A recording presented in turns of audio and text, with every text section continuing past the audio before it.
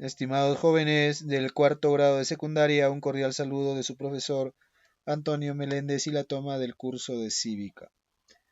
En el video de hoy estudiaremos la dimensión afectiva de la persona. Vamos a conocer la realidad afectiva del ser humano y reflexionaremos sobre la voluntad, la libertad e identidad personal. Los seres humanos, al igual que muchos otros seres vivos, particularmente los mamíferos, nacemos con la capacidad de tener emociones, ¿no? Eh, Según Paul, antes de Paul Ekman, ¿no? Según muchos investigadores, ¿no? Hay 6 emociones básicas, ¿no? Esas emociones básicas tenemos, ¿no? O son, ¿no? La tristeza, la alegría, el miedo, la ira y la aversión y sorpresa, ¿no? Ahí tenemos las 6 emociones básicas: tristeza, alegría, miedo, ira, aversión y sorpresa, ¿no? Paul Ekman, ¿no? Eh, Realizó estudios para avanzar en el conocimiento de estas emociones básicas, ¿no? Él realizó grabaciones en video de miles de rostros de individuos de todo el mundo, de diferentes lugares, culturas y niveles socioeconómicos.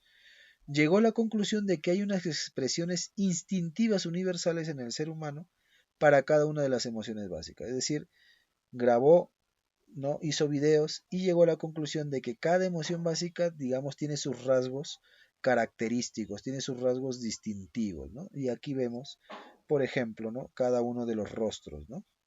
Tristeza, ¿no? Alegría, ¿no? Miedo, por ejemplo, ¿no? Ira, sorpresa, ¿no?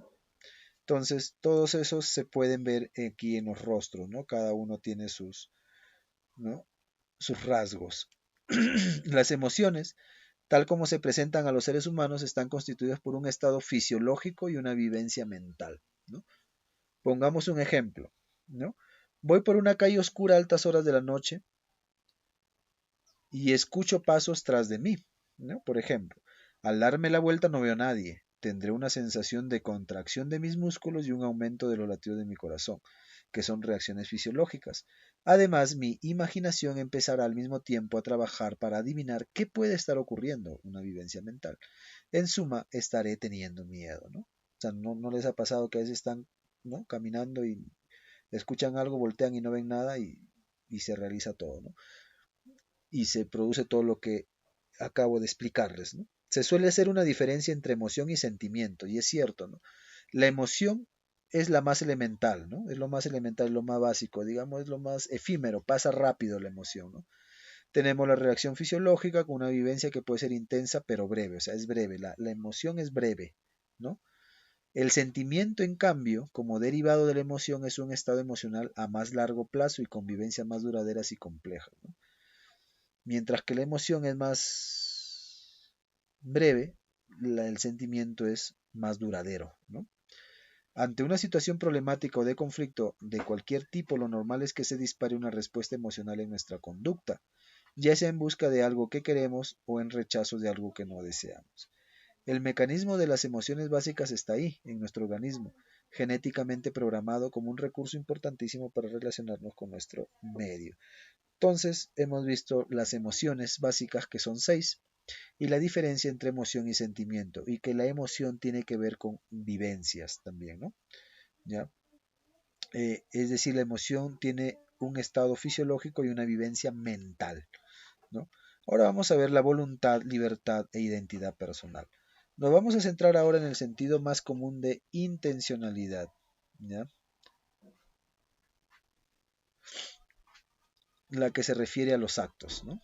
Una característica permanente de nuestra vida es la de encontrarnos frecuentemente con opciones diversas para elegir, ¿no? ¿Se acuerdan la intencionalidad? Es decir, que yo tengo objetivos, ¿no? Yo tengo una intención para realizar algo, ¿no? Por ello albergamos intenciones de elegir unas opciones y no otras, ¿no? Es decir, yo tengo la intención, ¿no? Yo elijo esta carrera porque, bueno, tengo mis objetivos, ¿no? Unas opciones nos atraen más y otras menos. Incluso a veces sentimos intensa atracción por unas y profunda repulsa por otras.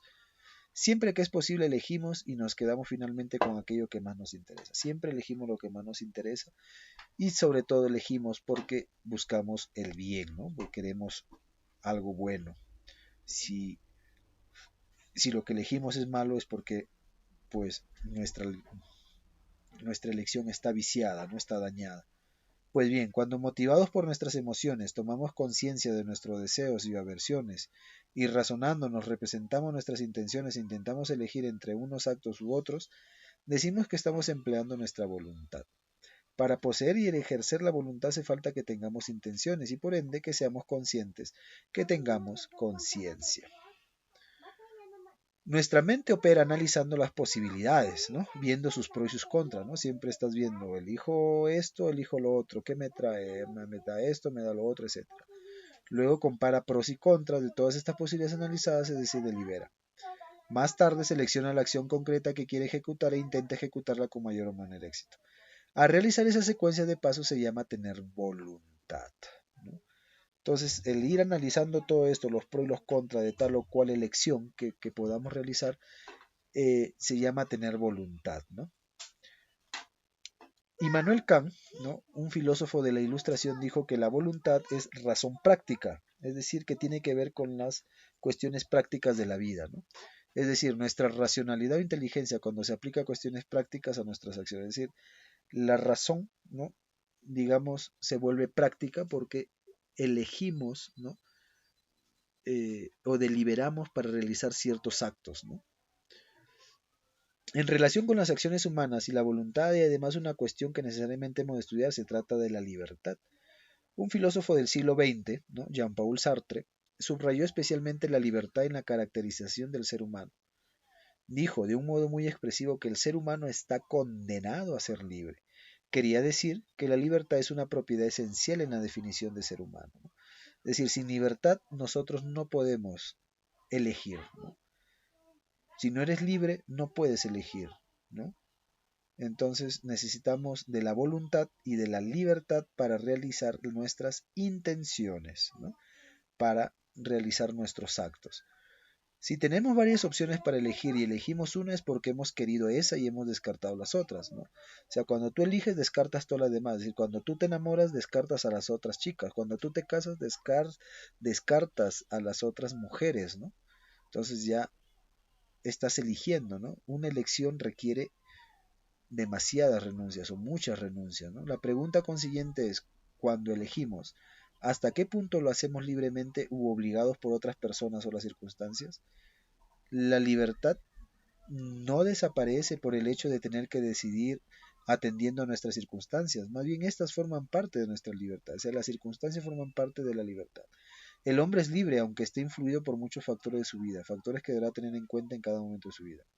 Y fue José Ortega y Gasset el que definió el ser humano con la seria expresión yo soy yo y mis circunstancias. Es decir, nos situamos siempre en un tiempo y en un lugar, en un contexto que nos influye, pero que no nos impide ser libres. Es decir, no es que, no, profe, es que yo vivo en un barrio maleado, yo vivo en un barrio donde venden droga y por eso yo me volví drogadicto. No, yo estoy ahí, yo soy yo y mi circunstancia, pero las circunstancias no me definen, ¿no? ¿Ya? En suma, la libertad es una propiedad de la voluntad humana. Se puede definir como la independencia de nuestra voluntad para elegir aquello que nos interesa. Independencia aquí significa que al elegir no estamos necesariamente obligados, ni por otras personas, ni por las circunstancias y otros factores externos, a nuestra propia ración que decide, por mucho que esas personas, circunstancias y factores puedan influirnos, ¿no? Lo que les decía, no hay que ser independientes. Tú puedes vivir en un barrio, puedes tener los amigos que tú quieras, pero eres libre, ¿no? De seguir sus pasos o de, bueno, lo tienes como amistades, pero sigues tú con tus propias elecciones, con tu propia vida, ¿no? En filosofía se utiliza un término que se remonta tal como lo usamos ahora al menos a la Edad Media.